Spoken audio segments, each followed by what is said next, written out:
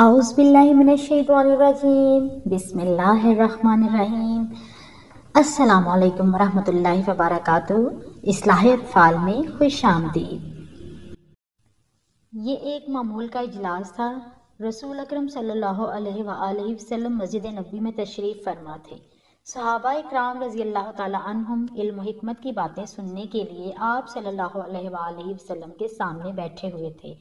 اچانک چیتھڑوں میں ملبوس ایک آدمی آیا اور حاضرین محفل کو سلام کیا، السلام علیکم، اور خالی جگہ پا کر احترام سے بیٹھ گیا۔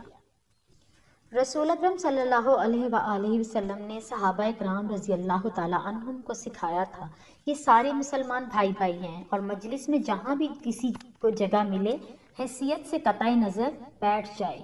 اب اتفاق ہوا کہ یہ غریب آدمی ایک بہت ہی امیر آدمی کے ساتھ بیٹھ گیا۔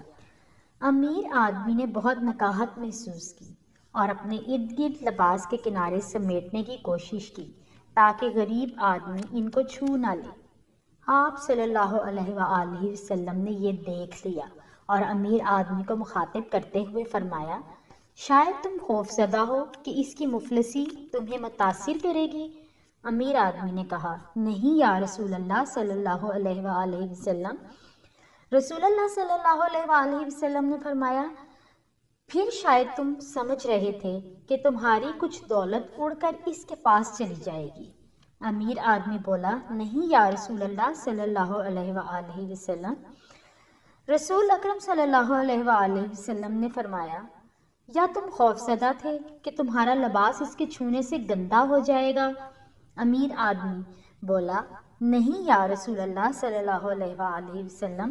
رسول اکرم صلی اللہ علیہ وآلہ وسلم نے پوچھا، پھر تم نے کیوں اپنے آپ کو اور اپنے لباس کو اس سے دور کھینچا؟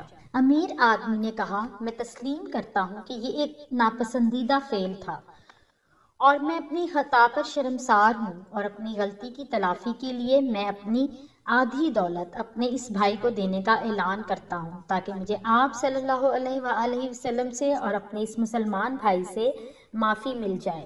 یوں ہی اس نے یہ کہا، غریب آدمی اٹھا اور بولا، یا رسول اللہ صلی اللہ علیہ وآلہ وسلم، میں یہ پیشکش ٹھکراتا ہوں۔ وہاں موجود لوگ حیران رہ گئے۔ انہوں نے سوچا کہ غریب آدمی احمق ہے، لیکن پھر اس نے وضاحت کی، یا رسول اللہ صلی اللہ علیہ وآلہ وسلم، مجھے یہ پیشکش قبول نہیں، کیونکہ میں خوف زدہ ہوں کہ میں کہیں مغرور نہ بن جاؤں اور ایسے ہی مسلمان بھائیوں کے ساتھ سلوک نہ کروں جیسا اس نے میرے ساتھ کیا ہے۔ اللہ تعالیٰ ہمیں بھی غرور اور تکبر سے بچنے کی توفیق عطا فرمائے، آمین۔ جہاں رہیں خوش رہیں، آباد رہیں۔ بہت سی دعاؤں کے ساتھ، اللہ حافظ۔